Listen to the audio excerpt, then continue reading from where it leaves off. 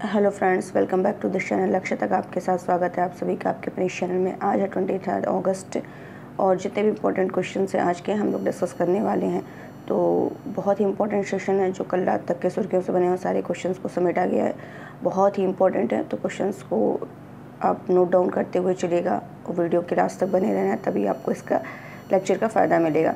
चलिए सेशन को स्टार्ट करते हैं और आज का मोटिवेशन कोट देख लेते हैं क्या कह रहा है। अगर सूरज की तरह जलना है तो रोज़ उगना पड़ेगा। अगर आपको सूरज की तरह चमकना है, जलना है, तो उसके लिए डेली आपको उगना पड़ेगा, डेली आपको मेहनत करनी पड़ेगी, डेली आपको लगना पड़ेगा।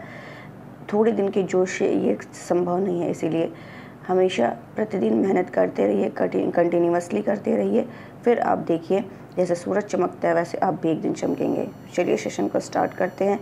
स्टार्ट करने से पहले अभी क्या करिए, अभी ही लेक्चर को आप लाइक कर दीजिए और दोस्तों के साथ शेयर भी कर दीजिए। बाकी जो नए व्यूवर्स हैं सब्सक्राइब करना बिल्कुल ना भूलें। चलिए देखते हैं किस कंपनी ने मंकी पॉक्स रोग के परीक्षण के लिए भारत की पहली स्वदेशी रूप से विकसित RT-PCR किट विकसित की है। तो किसने विकसित किया? ट्रांस एशिया बायोमेडिकल्स ने की है। किसने की? ट्रांस एशिया बायोमेडिकल्स ने की है। तो मंकी पॉक्स की जाँच करने के लिए जो पहला स्वदेशी निर्मित RT-PCR किट है वो कहाँ पर? आंध्र प्रदेश के मेडटेक जोन में प्रस्तुत किया गया था, आंध्र प्रदेश के।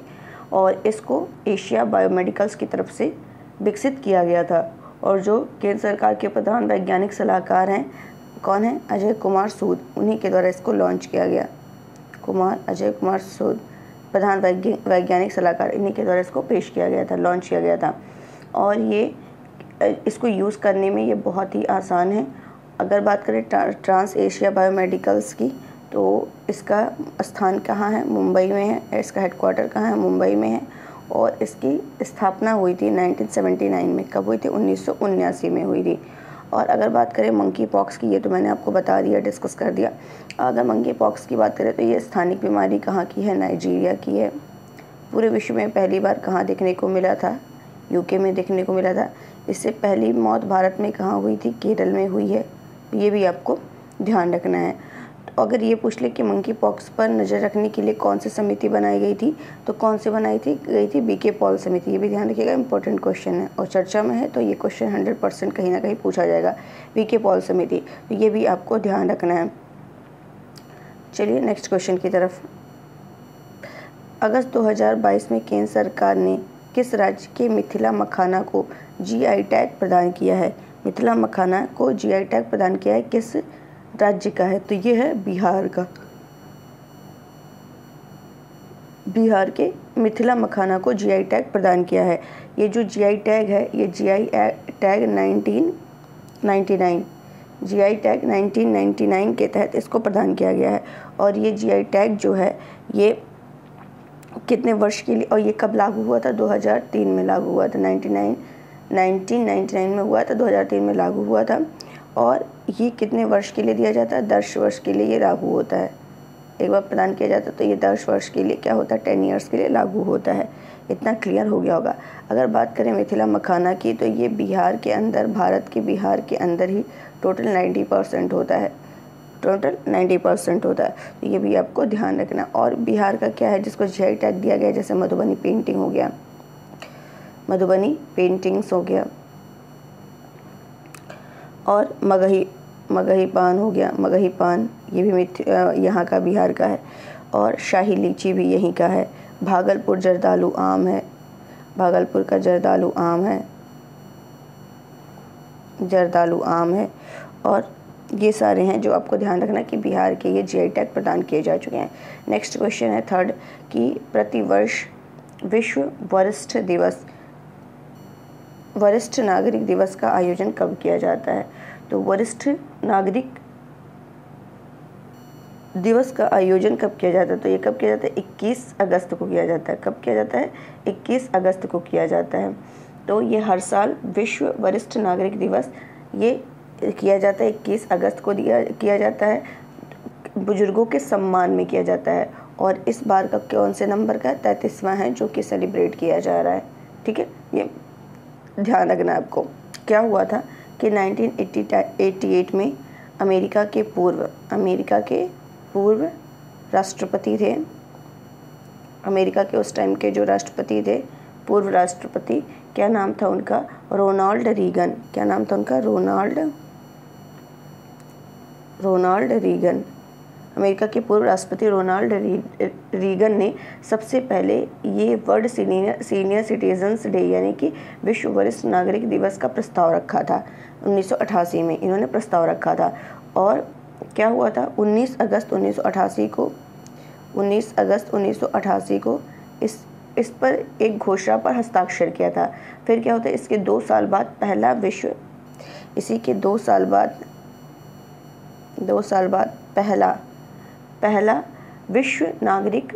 विश्व वरिष्ठ नागरिक दिवस कब? 14 दिसंबर 1990 में संयुक्त राष्ट्र महासभा द्वारा इसको घोषित किया गया था। और इस दिन का पहला उत्सव 1 अक्टूबर 1991 को मनाया गया था। लेकिन उसके बाद क्या होता है? संयुक्त राष्ट्र संघ ने इसकी तारीख बदल करके 21 अगस्त कर दिया। और तभी से 21 अगस्त को पूरी दुनिया में वर्ल्ड सीनियर सिटीजन्स मनाया जाता है। और ये वरिष्ठ नागरिकों के लिए भारत सरकार के लिए कुछ योजनाएं भी हैं, जैसे कि प्रधानमंत्री वय वंदना योजना। तो वय वंदना योजना क्या है? सामाजिक सुरक्षा योजना और पेंशन प्लान है।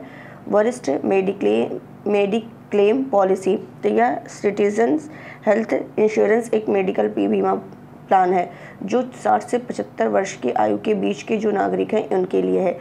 इंदिरा गांधी राष्ट्रीय वृद्धावस्था पेंशन योजना, इसमें क्या है? आर्थिक रूप से जो कमज़ोर नागरिक हैं उनको पेंशन के माध्यम से आर्थिक सहायता देना है। वयोश्री योजना है, बुजुर्गों की स्वास्थ्य के देखभाल के लिए राष्ट्रीय कार्यक्रम है। तो ऐसे बहुत सारे हैं जो यहाँ पर इनके लिए किया गया है। अगर देखा जाए तो भारत में जो 60 साल से अधिक उम्र के वरिष्ठ नागरिक हैं उनको भारत में कई तरह की छूटें भी दी जाती हैं। जैसे बसों में ट्रैवल करना है तो उनको पास में छूट दी जाए, टिकट में छूट दी जाए, रेलवे के किराए में 40% की छूट दी गई है, और एयरलाइंस में भी वरिष्ठ नागरिकों को किराए में छूट दी गई है। स्वास्थ्य में उनके मेडिकल उसमें छूट दी गई है। तो इस तरीके से इनको हर जगह कहीं ना कहीं थोड़ा मतलब छूट दी जाती है। तो ये आपको ध्यान रखना है, ये भी आपको क्लियर हो गया होगा। चलते हैं नेक्स्ट क्वेश्चन की तरफ। भारत की पहली स्वदेशी hydrogen, most important question, Bharat की पहली स्वदेशी हाइड्रोजन फ्यूल सेल बस का शुभारंभ किस शहर में किया गया? इसको स्टार बनाइए, बहुत ही इंपॉर्टेंट क्वेश्चन है, इसमें स्टार बनाइए। तो चलिए देखते हैं इसको। तो भारत की पहली स्वदेशी हाइड्रोजन फ्यूल सेल जो है बस सेवा का शुभारंभ किस शहर में? पुणे में किया जा रहा है, पुणे में। तो पुणे के जो KPIT है, KPIT और CSIR council of scientific and industrial research, यहाँ के वैज्ञानिकों के द्वारा भारत की जो पहली स्वदेशी हाइड्रोजन ईंधन सेल है उस बस को क्या किया गया है? विकसित किया गया है। और इसमें क्या होगा? जो ईंधन सेल बस को शक्ति देने के लिए किसका यूज़ किया जाएगा? इसको शक्ति देने के लिए ईंधन फ्यूल सेल बस को, इसके लिए क्या किया जाएगा? यहाँ पर हाइड्रोजन, किसका? यहाँ पर हाइड्रोजन और वायु का यूज़ किया जाएगा। इन दोनों का यूज़ करके क्या किया जाएगा? बिजली उत्पन्न की जाएगी। हाइड्रोजन और वायु का यूज़ करके बिजली उत्पन्न की जाएगी। और इस तरह से केवल यहाँ पे जो अवशिष्ट के रूप में बचेगा वो बचेगा पानी, जल। क्या बचेगा? जल, पानी बचेगा, अवशिष्ट के रूप में प्रवाह होगा। इस प्रकार यातायात का सर्वाधिक पर्यावरण, और इससे क्या होगा? तो कोई भी मतलब नुकसान नहीं है पर्यावरण को। तो ये कैसा हो गया? पर्यावरण अनुकूल हो गया। कैसा हो गया? पर्यावरण अनुकूल हो गया, पर्यावरण अनुकूल हो गया। तो ये आपको क्लियर हो गया होगा। तो डीजल से चलने वाले वाहन की तुलना में ईंधन सेल वाहन की अधिक दक्षता होती है। इनके जो प्रति किलोमीटर परिचालन होती है उसमें लागत में कमी आती है। माल ढुलाई में यह तकनीकी क्रांति ला सकती है। तो इस तरीके से ये बहुत ही इंपॉर्टेंट क्वेश्चन हो सकता है। तो ये आपको क्लियर हो किसने इसका मतलब शुभारंभ किया है। तो जो केंद्रीय विज्ञान और तकनीकी मंत्री हैं, साइंस और टेक्नोलॉजी मंत्री हैं, कौन है? जितेंद्र सिंह। इन्हीं के द्वारा इसको क्या किया गया है? लॉन्च किया गया है, शुभारंभ किया गया है। तो ये आपको ध्यान रखना। अब इससे होगा कि इससे स्वच्छ ऊर्जा जलवायु परिवर्तन का जो लक्ष्य है उसको पूरा करने में हेल्प मिलेगी, और जो उद्यमी हैं, नौकरियों के सृजन है, उनको सुनिश्चित किया जा सकता है। तो ये भी आपको ध्यान रखना है। तो हरित हाइड्रोजन एक स्वच्छ ऊर्जा वेक्टर है। जो हरित हाइड्रोजन है एक स्वच्छ ऊर्जा वेक्टर है जो रिफाइनिंग उद्योग, उर्वरक उद्योग, सीमेंट उद्योग, भारी व्यावसायिक परिवहन क्षेत्र में सबसे अधिक उत्सर्जन को डिकार्बोनाइजेशन करने में सक्षम बनाता है, और ईंधन सेल वाहन शून्य ग्रीन हाउस गैस उत्सर्जन करता है। तो इस तरीके से ये क्वेश्चन बहुत इंपॉर्टेंट है, आपको एकदम ध्यान रखना है। चलते हैं अपने नेक्स्ट क्वेश्चन की तरफ और देख लेते हैं नेक्स्ट क्वेश्चन हमारा क्या है। किस राज्य सरकार ने देश की पहली नाइट सफारी शुरू करने के प्रस्ताव को मंजूरी दी है? तो किसने किया है? तो ये किया है उत्तर प्रदेश। उत्तर प्रदेश की जो राजधानी है लखनऊ में ये किया जाएगा। लखनऊ में, उत्तर प्रदेश की राजधानी लखनऊ में ये किया जाने वाला है। देश की पहली नाइट सफारी शुरू करने का प्रस्ताव कहाँ पर? तो ये उत्तर प्रदेश के लखनऊ में। अभी टोटल देश में 13 ओपन डे सफारी है, एक भी नाइट सफारी नहीं है। तो ये जो यूपी के जो सीएम हैं योगी आदित्यनाथ, इन्होंने देश का पहला जो नाइट सफारी है और जैव विविधता पार्क है वो लखनऊ में बनाने का प्रस्ताव रखा है, घोषणा की है। कौन? ये योगी जी ने की है। और किसकी तर्ज पर की है? ये जो रखा जाएगा सफारी पार्क बनाया जाएगा, किसकी तर्ज पर बनाया जाएगा? सिंगापुर की तर्ज पर बनाया जाएगा। किसकी तर्ज पर? ये भी ध्यान रखना है कि पूछ सकता है कि किसकी तर्ज पर बनाया जाएगा। तो ये सिंगापुर की तर्ज पर। तो सिंगापुर के विश्व की पहली नाइट सफारी की तर्ज पर टोटल 2027.46 हेक्टेयर क्षेत्रफल में फैला जो कुकरैल वन क्षेत्र है, ये भी उत्तर प्रदेश के लखनऊ के कौन से क्षेत्र में? कुकरैल वन क्षेत्र में, ये भी ध्यान रखना है, कुकरैल वन क्षेत्र में। तो 2027.46 हेक्टेयर क्षेत्रफल में जो फैला कुकरैल वन क्षेत्र में है, वहाँ पे 350 एकड़ में नाइट सफारी विकसित की जाएगी, और इसमें 150 एकड़ में प्राणी उद्यान भी बनाया जाएगा। अब इसमें क्या किया जाएगा? नाइट सफारी में स्थानीय गाइड के साथ ट्रेन की सवारी, जीप की सवारी भी की जा सकेगी। बहुत सारे इसमें जैसे कैनोपी वॉक, कैंपिंग गतिविधि, माउंटेन बाइक ट्रैक, दीवार पर्वतारोहण, फूड कोर्ट, ये सारी सुविधाएं यहाँ पे विकसित की जाएंगी। तो इस तरीके से आपको इसमें क्या 60 एकड़ में भालू सफारी, 75 एकड़ में टाइगर सफारी बनाने की भी योजना है, और वन जीवों को इसमें बाड़े में न रख करके खुले आकाश में कैटल ग्रिड में रखे जाएंगे। तो इस तरीके से यह ओपन एयर निशाचर चिड़ियाघर होगा जो केवल रात में ही खुला रहेगा, और रोशनी के लिए चंद्रमा की रोशनी की नकल करते हुए मंद प्रकाश की व्यवस्था की जाएगी। तो इस तरह ये पर्यटकों के लिए आधुनिक थीम पार्क बनाया जाएगा दिन में पर्यटकों। तो ये आपको ध्यान रखना है। ये देश की पहली नाइट सफारी शुरू करने के प्रस्ताव को मंजूरी दी है कहाँ पर? उत्तर प्रदेश के लखनऊ के कुकरैल वन क्षेत्र।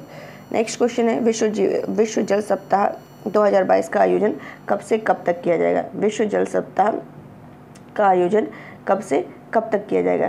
तो ये जो विश्व जल सप्ताह का आयोजन है ये 23 अगस्त से 1 सितंबर तक किया जाएगा। 23 अगस्त से 1 सितंबर तक ये किया जाने वाला है।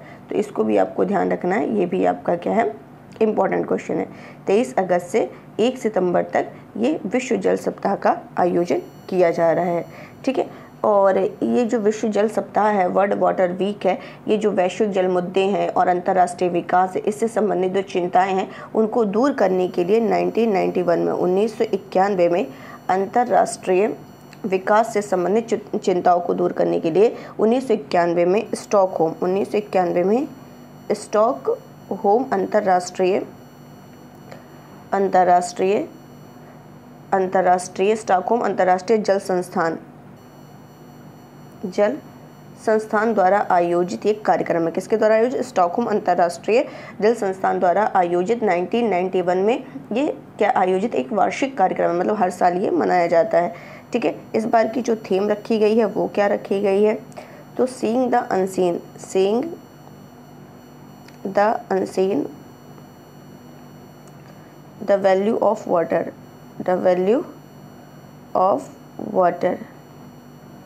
वाटर, ये भी आपको ध्यान रखना है। तो ये आपको क्लियर हो गया होगा। तो जैसा कि मैंने बताया, Stockholm international water institute, Stockholm international water institute, इसी के द्वारा ये सेलिब्रेट 1991 से किया जाता है। तो इसके जो निदेशक हैं, CU के कार्यकारी निदेशक हैं, उनका नाम है टॉर्गनी होमग्रेड। और इसका हेडक्वार्टर कहाँ है? तो स्वीडन स्टॉकहोम में, उसी नाम से, तो वहीं पर है स्वीडन स्टॉकहोम। और इसकी स्थापना होती है 1991 में।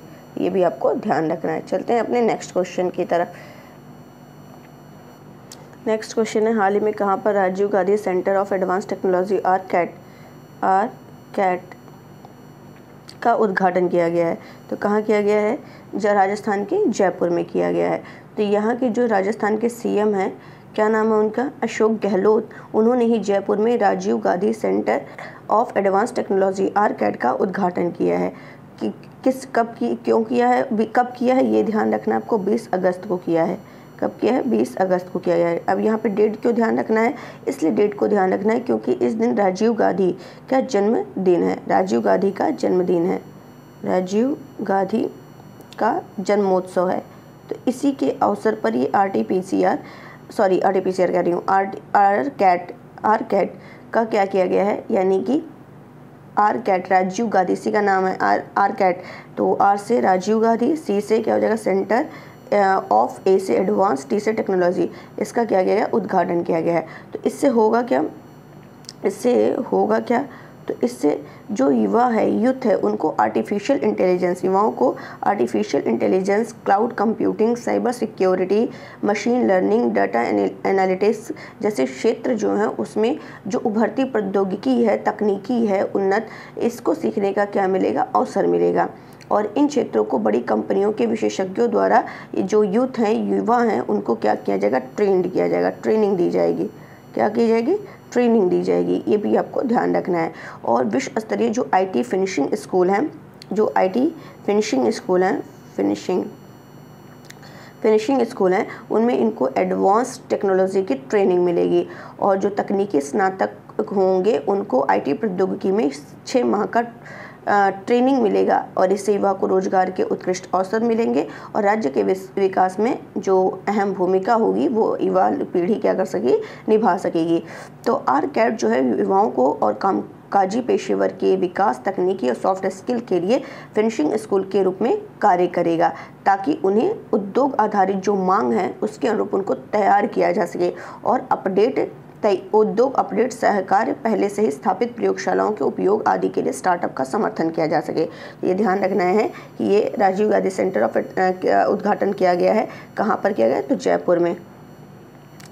नेक्स्ट क्वेश्चन क्या कह रहा है? अगस्त 2022 में विदेश मंत्री जयशंकर ने किस देश में महात्मा गांधी की एक आवक्ष प्रतिमा का अनावरण किया है? तो कहाँ पर किया है? पराग्वे में किया है। कहाँ पर किया गया है? अभी लोकेशन दिखा दिया जाएगा। कहाँ पर किया है? पराग्वे में किया गया है आवक्ष प्रतिमा। यहाँ पे मैंने न्यूज़पेपर लगाया है, आप देख सकते हैं। यहाँ पे जयशंकर ने पराग्वे में महात्मा गांधी की प्रतिमा का अनावरण किया। ये जयशंकर प्रसाद है, जो कि कौन है? विदेश मंत्री हैं। कौन है? विदेश मंत्री हैं। और ये अनावरण किया गया है। तो जैसे कि यहाँ पे लिखा हुआ है कि विदेश मंत्री जयशंकर ने पराग्वे की राजधानी क्या है? ये भी आप देख लीजिए। 1 मिनट, यहाँ लिख दे रही हूँ, आसुनसियोन यहाँ पर। तो ये पहली बार दक्षिण अमेरिका की अपनी 6 दिवसीय यात्रा पर गए हुए हैं इस समय। तो वहाँ पर इन्होंने आसुनसियोन में महात्मा गांधी की एक प्रतिमा का अनावरण करने के लिए सम्मानित में। तो ऐसा इन्होंने ये सब बोला है। तो ये आपको ध्यान रखना है। तो आपको मैंने क्लियर कर दिया है। चलते हैं, देख लेते हैं और भी क्वेश्चंस। नेक्स्ट क्वेश्चन क्या है? 22 से 28 अगस्त 2022 तक कहाँ पर सिल्क मार्ग एक्सपो का 2022 का आयोजन किया गया? सिल्क मार्ग एक्सपो 2022 का कहाँ पर क्या किया गया है? आयोजन किया गया जा रहा है। तो कहाँ किया जा रहा है? लखनऊ में ही किया जा रहा है। जो कपड़ा और रेल राज्य मंत्री हैं श्रीमती दर्शन विक्रम जरदोश, इन्होंने सिल्क मार्ग एक्सपो का क्या किया है? वो उद्घाटन किया है। और सिल्क मार्ग प्रदर्शनी का आयोजन silk mark organisation of India SMOI silk mark organisation of India के द्वारा किया जाता है, जो केंद्रीय रेशम बोर्ड, कपड़ा मंत्रालय, भारत सरकार द्वारा प्रायोजित एक क्या है? सोसाइटी है। सिल्क मार्ग क्या है? तो ये जो सिल्क मार्ग है ये एक गुणवत्ता आश्वासन लेबल है। गुणवत्ता आश्वासन क्या है, लेबल है, जो ये बताता है कि जिस उत्पाद पर इसे चिपकाया गया है वह शुद्ध रेशम से बना हुआ है। तो ये आपको ध्यान रखना है, ये भी इम्पोर्टेंट है। तो silk mark organisation of India रेशम में गुणवत्ता आंदोलन की अगुवाई कर रहा है, और ये जो ऑर्गेनाइजेशन ऑफ इंडिया है, सिल्क मार्क के नाम से एक योजना बनाई गई है।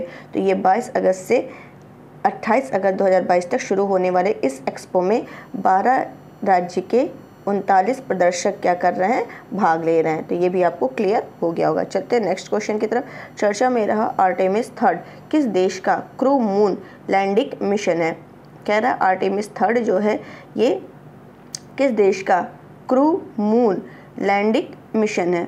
तो किस देश का है, तो ये अमेरिका का है। कहाँ का है, ये अमेरिका का है। तो ये नासा के द्वारा ये भेजा जा रहा है, किसके द्वारा, अमेरिका के नासा के द्वारा।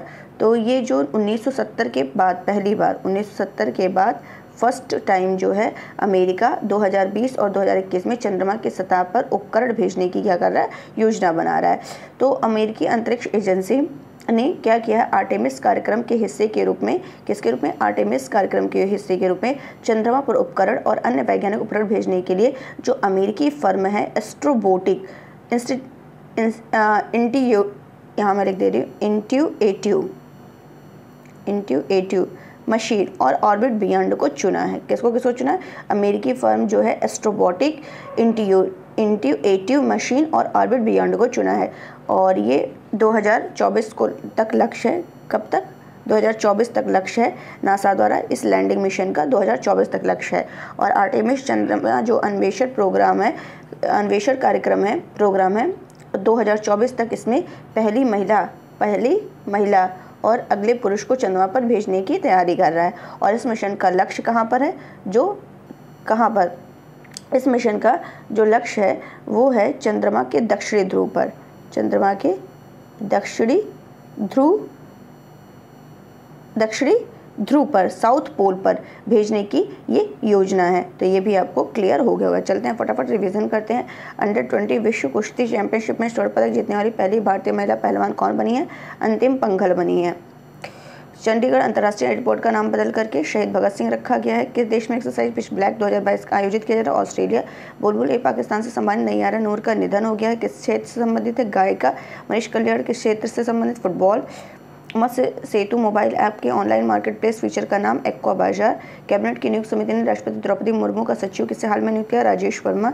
नमस्ते योजना किस मंत्रालय की संयुक्त पहल है, सामाजिक न्याय अधिकारिता और आवास शहरी मंत्रालय द्वारा। दुनिया भर में विश्व मच्छर दिवस कब मनाया जाता है, 20 अगस्त को मनाया जाता है। महिला पुलिस का 10वां राष्ट्रीय सम्मेलन हिमाचल प्रदेश के शिमला में स्टार्ट हुआ है। तो चलिए आज के लिए बस इतना ही रखते हैं। उम्मीद है आपका सेशन बहुत अच्छे से क्लियर होगा, समझ आया होगा, पसंद आएगा। तो लगे गाइस बहुत मेहनत लगता है लेक्चर क्रिएट करने में, तो प्लीज़ इसको लाइक करना मत भूला करिए, लाइक करिए, शेयर करिए और ज़्यादा से ज़्यादा सब्सक्राइब करिए। तो चलिए आज के लिए बस इतना ही रखते हैं, कल फिर मिलते हैं नए क्वेश्चंस के साथ। आज के लिए इतना ही, थैंक यू सो मच।